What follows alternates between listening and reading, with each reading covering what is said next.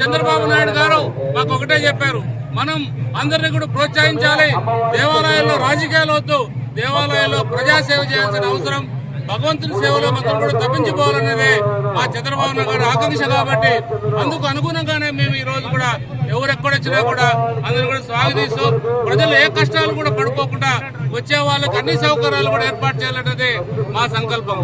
ఏదేమైనా కూడా ఖచ్చితంగా చెప్తున్నాం, మనం ప్రజల బాటలో నడవాలి, ప్రజలకు కావాల్సిన సౌకర్యాలు కావాలని అక్కమ్మ గారిని ఒక్కసారి ప్రార్థించాలి. అక్కమ్మ గారి దేవతల ఆశీస్సులుంటే ఖచ్చితంగా సకాలంలో మన బీటీపీ ప్రాజెక్టు కూడా పూర్తవుతుంది. బీటీపీ ప్రాజెక్టు పూర్తయితే ఖచ్చితంగా అక్కమ్మ దీవెనలు మన ప్రాంతం పైన ఉన్నట్టు. ఎందుకంటే అమ్మవారు ఆశీస్సులు ఎప్పుడూ కావాలి.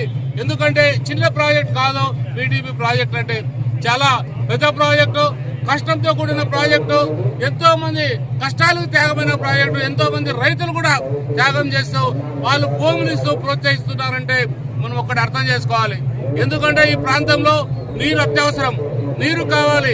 నీరు లేని ప్రాంతం ఏదైనా ఉందంటే అది ఖచ్చితంగా మన కల్లందూరు ప్రాంతమేనని చెప్పాలి. ఒకటే విన్నపించుకుంటున్నా మా చంద్రబాబు నాయుడు గారికి, అలాగే మన జిల్లాకు మంత్రులైన ఆర్థిక శాఖ మంత్రి పయ్యావుల కేశవ గారికి అలాగే ఒకటే వినిపించుకుంటున్నా, మీరు ఏదేమైనా కూడా అలాగే మన కల్లందూరు పట్టణాన్ని అభివృద్ధి చేసుకోవాల్సిన బాధ్యత మనందరిపైన ఉంది. ఇదే అక్కమ్మ గారి దేవాలయంలో పోయినసారి కూడా మనం ఒక మాట చెప్పాం, ఇక్కడ ఒక భోజనశాల కట్టాలని, వంటశాల కట్టాలని కూడా చెప్పాం.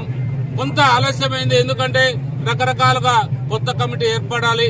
కొత్త కమిటీలో ఇంతకు ముందు ఏవైతే ఉన్నాయో అక్కమ్మ గారు మొన్ననే అంటే 2 నెలల క్రితమే అవన్నీ కూడా మనకు సంబంధించిన పాలక మండలికి కావచ్చు లేదా ఎగ్జిక్యూటివ్ ఆఫీసర్ కావచ్చు అన్ని కూడా హ్యాండ్ ఓవర్ చేయడం జరిగింది. ఇంకా కొంత జరగాల్సిన బాధ్యత ఉంది.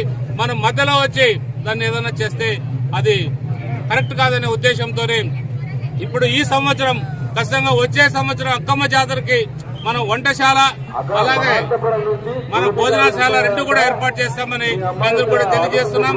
కల్లందరూ పట్టణ అధికారులకు ముఖ్యంగా ఒకటే విన్నపించుకుంటున్నా, అక్కమ్మ తల్లికి మరొక్కసారి నా శతకోటి వందనాలు జోడిస్తూ అమ్మవారి పాదాభివందనలతో ఈ అవకాశం ఇచ్చిన మీ అందరికి కూడా ధన్యవాదాలు తెలియజేస్తున్నా.